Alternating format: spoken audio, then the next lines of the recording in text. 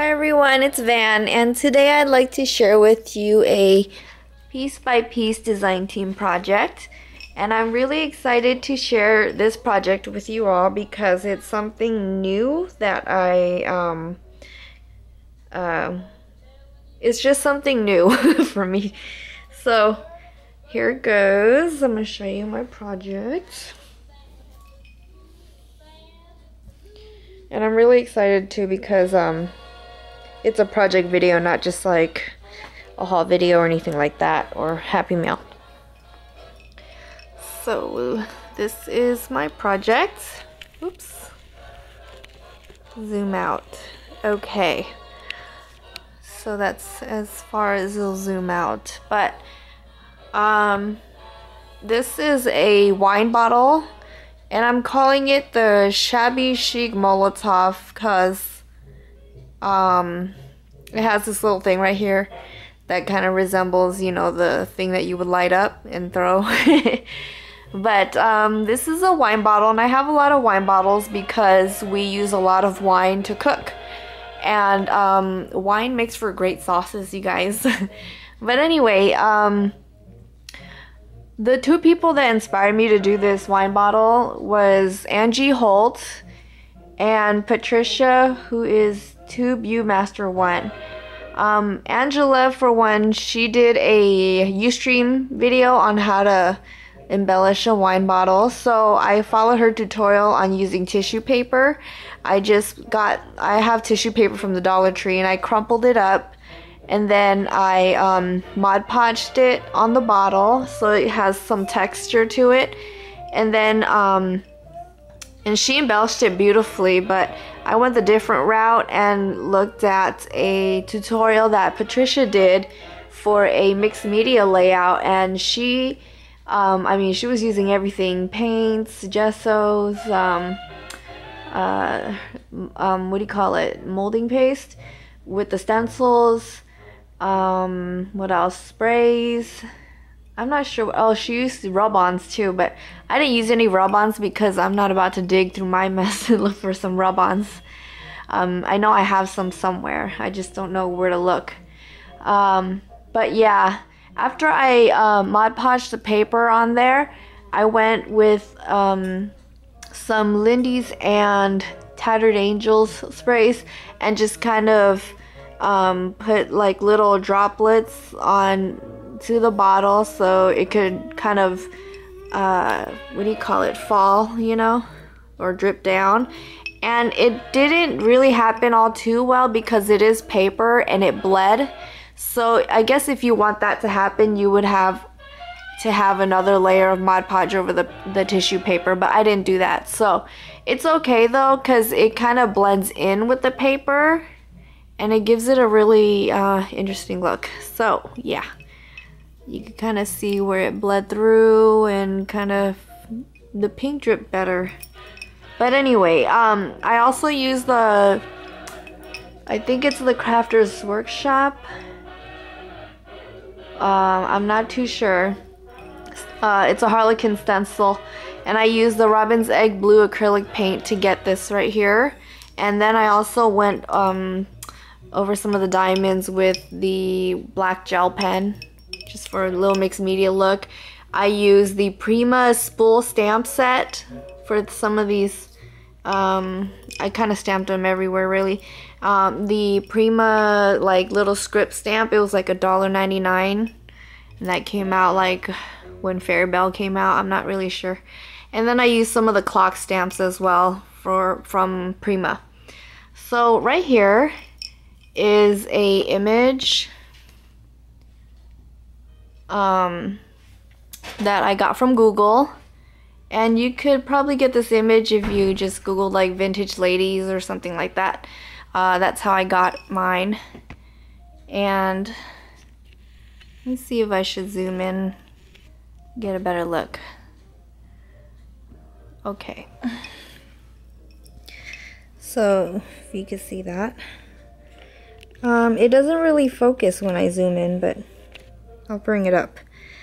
So with this lady, I just cut her out and went along the edge of her with the black gel pen, as well as that Stardust pen. It's clear, but it gives it a shimmer, and it's really hard to tell. But right under her right here, I put like a lot of molding paste, as well as some stickles for some glittery goodness. And then I also use the molding paste as an adhesive, because I managed to stick all these buttons on there with the molding paste alone. And then right here I just have a Prima flower, and then this lace right here is from the Piece by Piece. And I'm gonna put a link to all the products below. And then right here is one of the bird nest pieces that she has in her store, Beverly. And what I did with the nest was rub some stickles over that as well. And then I have one of her little bows. And this lace trim right here, it was brown, but I don't know if you could tell. I rubbed some Martha Stewart, it's like this pink shimmer paint. So I kind of rubbed it on the lace right here. And I have this, got this from Hobby Lobby, and I just made a hot mess out of the wire stem there. So yeah, like I said, I did a lot of stamping. This stamp right here was actually a wood mounted stamp that I got from my boyfriend's mom. So thank you, Lynn. And right here, how I managed to stamp this crown without getting it on her is I cut out a piece of paper kind of similar to this edge right here, and I put the paper here, and then I stamped the crown on top.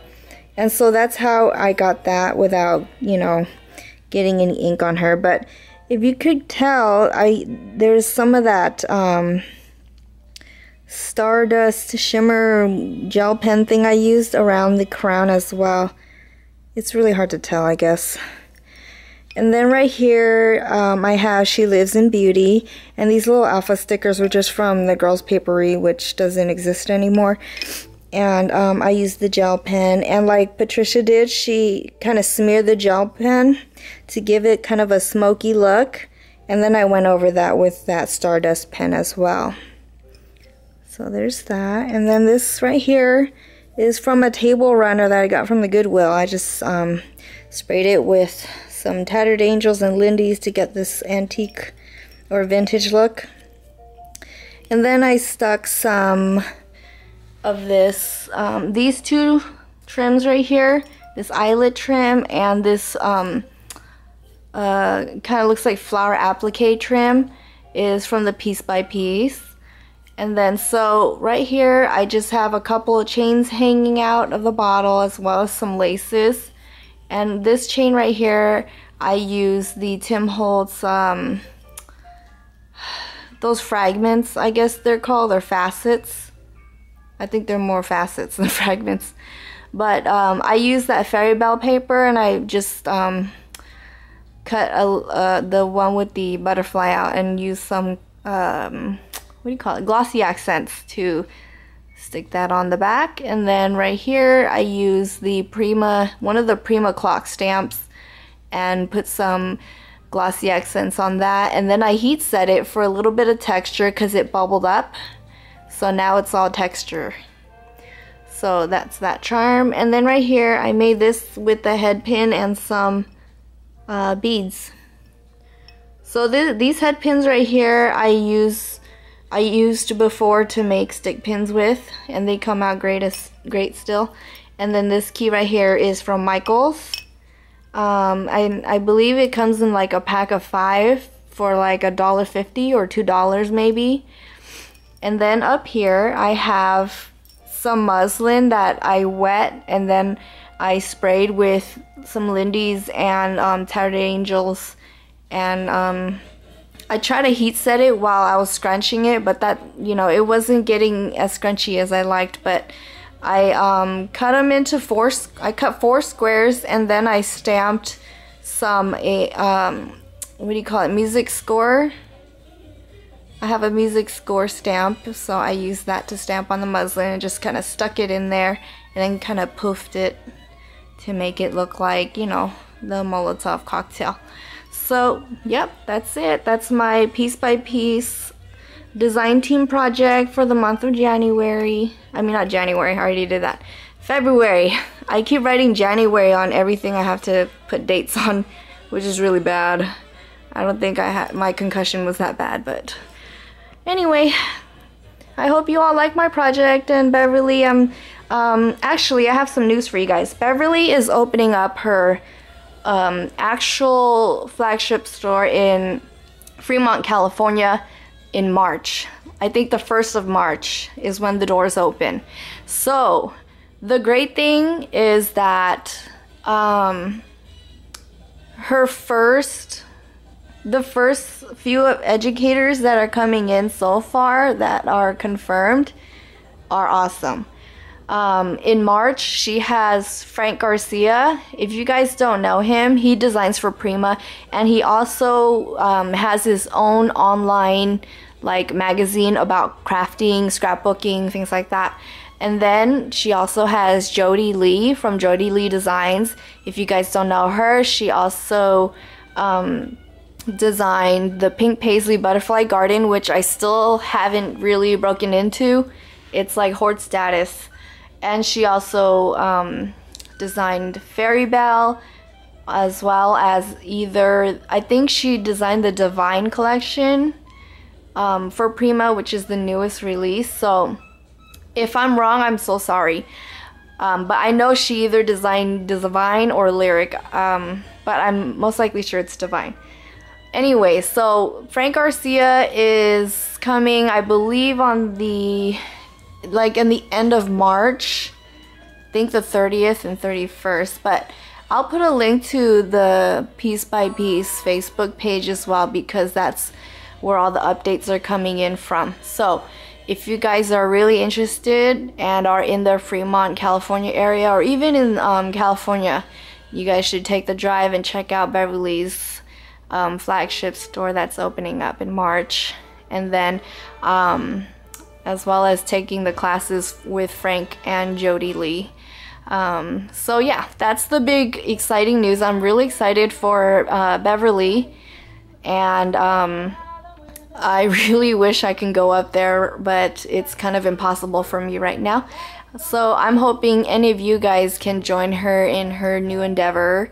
So yeah, thank you all for watching, and have a great day. Bye.